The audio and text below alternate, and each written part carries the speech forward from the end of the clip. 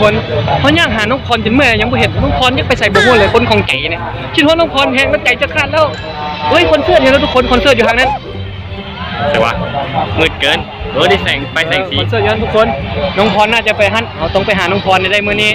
ว่าน้องพรจะกลับแข่งแล้วพี่แกก่อนเขาอยากเห็นหน้าน้องพรอยากจับมือท่านหนึ่งทุกคนอีกคือวันนี้พบเขาทีมงานใจต่อจีวันนี้เขาไปอยู่ที่บุท่านหลวงนะวันนี้เขาชิมารอบบุท่านหลวงไปกันเลยทุกคนเห็นเพื่อนไงกูถือกล้องเลยเพื่อนนี่นะฮะตั้งแต่ตอนนั้นเลยมาพี่ลูกนี่ก็เป็นสิ่งที่ข้าพเจ้าได้บอกลูกน้องสั่งขึ้นมารวยเกินใช้งบประมาณนึงเลย50 กว่าล้านก็รวยเกินนะครับก็รวยเงินเหลือถุงเดี๋ยวคุณพูดดิ้งแหงนี่เพื่อนตอนนี้เขาไม่เห็นหมู่เขาแล้วตอนนี้เนาะหลงแล้วเขาหลงแล้วตอนนี้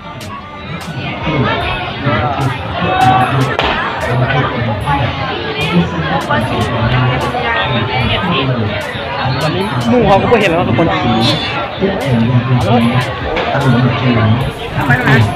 หลงแล้วเพื่อนหลงแล้วนี่เป็นห้างค้าที่เขาที่จะตั้งขึ้นมา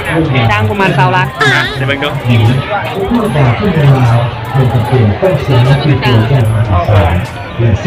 เฮ้ยมันบัดดอกเลยเพื่อนด้วยสุดยอดอย่างขึ้นมะนาวสุดยอดอย่างขึ้นมะนาว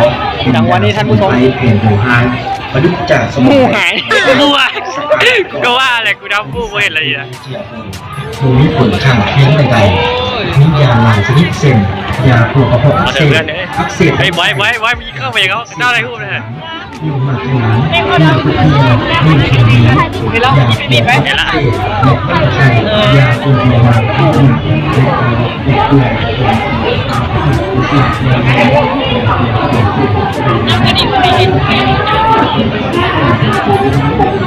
มึงก็เล่นกล้องเลยเพื่อนกูเห็นแล้วแต่ตอนนี้กูไม่เห็นแล้วมันหายละปัง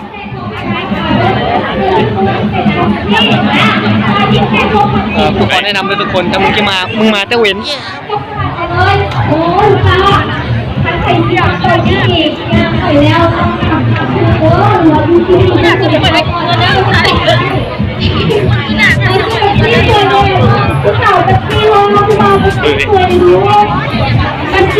เอามัวยี่เสพไว้คนเห็นเดี๋ยวมัวเขาเห็นซีของสาวอยากเป็นเงินมาโดนถึงเป็นซีเด้อเป็นซีเย็นเอามีเซย์แย่บริการให้กันอย่างลูกค้าตอนนี้เขาก็มาเจอฮานุกิลูกค้ามาแล้วแฟนอย่าลืมซื้อแท็กซี่ให้ผู้สาวกินเดย์ให้แฟนกินเดย์เนาะจะเป็นยังไงทุกอย่างนะเป็นกระบวนการแล้วเขามาเจอฮานุกิเนาะเรามาเลยที่ทางเราได้เลยค่ะเด้อ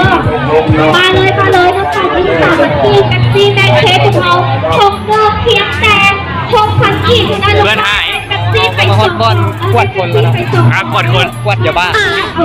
เพื่อนว่าเขาไม่ได้พกมาโบพานแล้วหน้าโบพานแล้วเว้ยหน้ามึงโบพานแล้วเพื่อนเฮ้ยลูกค้าเด้อมาได้ลูกค้าเด้อตีกอล์ฟ6,000 ขีดต้องหาเครื่องเดิมต้องคิดหาแท็กซี่แท็กซี่ของเรานะลูกค้าย่างต่อไปท่านผู้ชม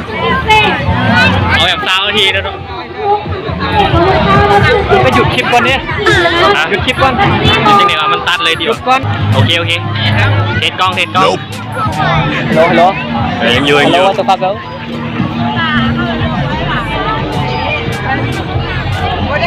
เอาก็มาถึงจุดที่แบบไฮแม็กแล้วเนาะจังหวะนี้ทางพูดอันนี้ก็เป็นสิ่งที่ค่อยได้สร้างขึ้นสมัยตะกี้แต่ใจยังเป็นเบาใช้งบประมาณ3,100 ล้านรวยเกินแบบมันรวยเกินอันนั้นเงินฝากเนาะเงินเก็บมื้อละ50 ล้านนะแบบเงินเหลือถงอันนี้ก็เป็นแคนเนาะทุกคนนี่มันมีแคนเงินกับแคนค้ำ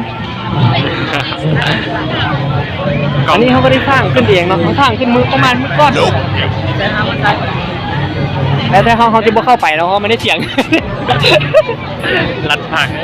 แต่เสียงกันพวกเป็นอย่างพวกเป็นของเขาเองงานนี้เป็นเขาเป็นคนจัดขึ้นเองให้งบประมาณกว่าพันล้านไปประเด็นหลักตอนนี้ก็คือหมู่หายเพื่อนหายโอ้โหมากันตั้งเยอะเพื่อนกูหายเลย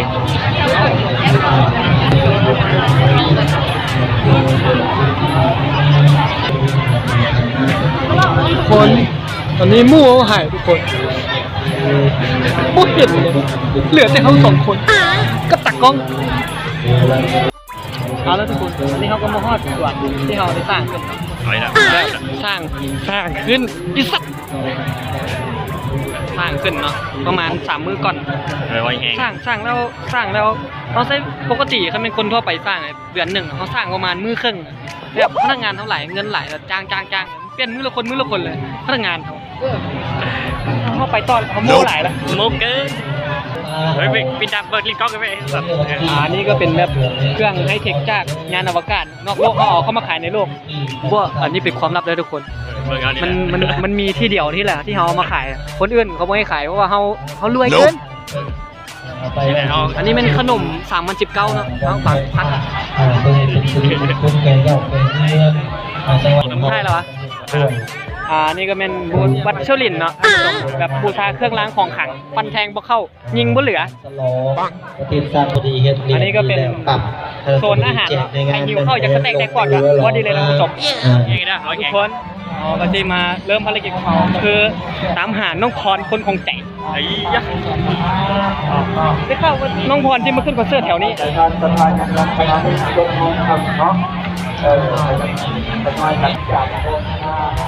งับไหมทุกคนเขาย่างหาน้องพรจนเมื่อยังไม่เห็นน้องพรยังไปใส่บ่หัวเลยคนของใจเนี่ยคิดว่าน้องพรแพงแล้วใจจะขาดแล้วเฮ้ยคอนเสิร์ตเห็นแล้วทุกคนคอนเสิร์ตอยู่ทางนั้น ใช่ปะมืดเกินได้แสงไฟแสงสี คอนเสิร์ตอยู่นั้นทุกคนน้องพรน่าจะไปฮั่นเราต้องไปหาน้องพรในได้มื้อนี้ว่าน้องพรจะกลับแข่งแล้ว พี่เด็กก่อน เขาอยากเห็นหน้าน้องพรอยากจับมือท่านหนึ่งทุกคนอีกือ อะไรเพื่อนยี่หมา ไม่เห็นเลย อะไรเพื่อนอะไร เอาละทุกคนเขาก็มาฮอดอันปันเจ้าสยามเส้นทางที่ร้านเนาะเนี่ยเขาจะเข้าไปทางไหนตำรวจทุกคนตำรวจทุกคนแต่ว่าตัวกู เขาก็มาฮอดจุดนี้แล้วผู้หายทุกคนเขาก็พูดเทียนจังไหนตรงนี้เข้าแหงนะมาหลายคนนะทิมเขา2 คนกันตักกองก็ได้รู้สึกหิวข้าวแหงเงินก็ไม่มีแล้วแต่วันนี้อยากจะเข้าไปไหวก็ไม่ได้ไปเงินไม่มีว่าเงินเอาไปสร้างงานนี้เบิดแล้วท่านอันนี้เป็นท่านหลวงอ่ะภาพข้างหน้าตำรวจมา1 2ครับร้อยแงงนะร้อยแงง1 2 3ถ้าทุกคนชอบคลิปนี้ก็อย่าลืมกดไลค์ Subscribe แล้วก็กดแชร์อย่าลืมกดกระดิ่งอยู่ในพูดเด็กกระโปงไปละกลับบ้าน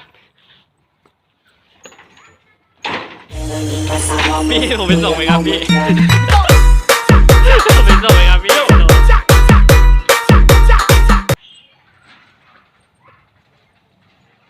เอาตาย